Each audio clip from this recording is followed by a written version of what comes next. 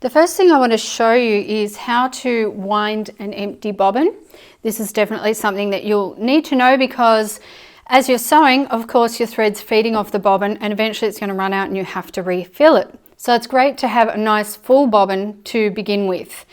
Now, I mentioned at the beginning that we put our bobbin on here in order to wind it up. The first thing I want to do, and I can leave my thread on the spool there, on the spool holder, is I'm going to take my plastic bobbin and it's got some little holes and I'm going to thread from the bottom through to the top of one of those holes. This can be a bit finicky, okay? And then I'm going to hold on to that thread that's coming out the top, and I'll move this part over so that it kind of locks in place and pop my bobbin on top. Then I can move it back into place, and I just want to keep that tail coming off the top of the bobbin. While I've still got that tail, I'm just going to pull my thread out and place it around this round part here that's going to allow the thread to flow smoothly onto the bobbin, and then we're ready to roll. So I'm going to keep a hold of this just for a moment until the thread starts rolling on, because otherwise it's going to whip out. And I'm just going to press gently on my treadle that's on the floor, and my thread will start winding on. So I can let go of this now and I can get quite fast with it. Oh, if you don't want your needle going up and down, you can pull out the side dial. That'll stop your needle from going up and down, and it won't be so annoying. So here we go, treadling again.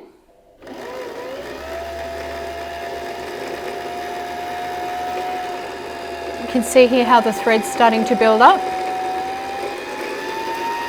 and you can make it pretty fast.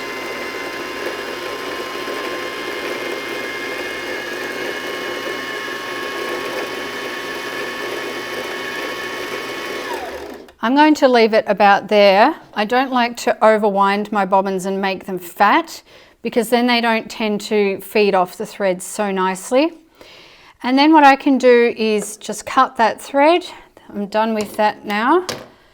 And for my bobbin, I can push it across.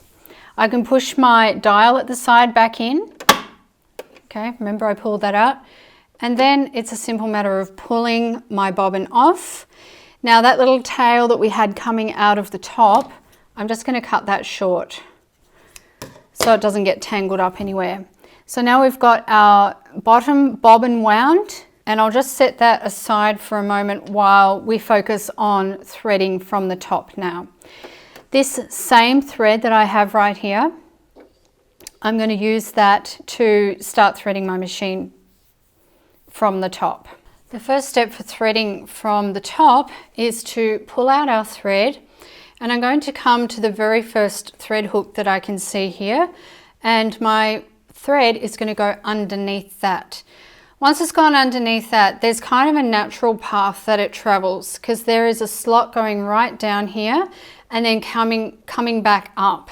So we're going to go down that slot, and then it even has an arrow down the side here to tell me to come back up in the next slot. Now, when I come back up in the next slot, I need to make sure that my needle is down so that my little threading buddy comes up here. Kind of looks like a rabbit with its ears there. And I'm going to take the thread around that so that it ends up in this hole right here. And then it follows the natural progression again, back down that slot. So here's that thread that we've just brought down through the last slot, and then right underneath the slot there's this little hook shape. So I want to take the thread into that hook shape because it's open-ended. Okay, so it's kind of like a guide, and then you can see my needle coming down, and this is what's holding the needle in place, is this contraption right here. It's got a little screw that can be loosened and tightened for taking the needles in and out. But there's a hook on the left hand side, and I'm going to hook the thread around that hook, so it's then going down through another guide.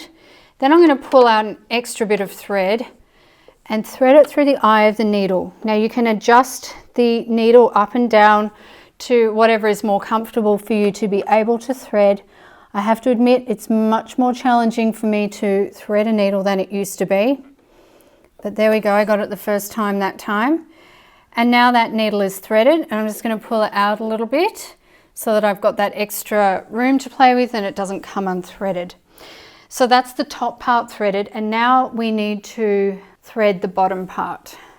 Now I'll grab that little bobbin that I already threaded, and to get to the bobbin case I have to remove this front compartment. So I'll just pop that around to the side out of the way, and then we can see what we're doing here. So remember, this has a little flip down, and inside is my bobbin case that I can pull out. And remember, before we put that empty little bobbin in there, well, I'm going to take that out now. I'll use that for the next bobbin because I need to put a filled bobbin in there at the moment.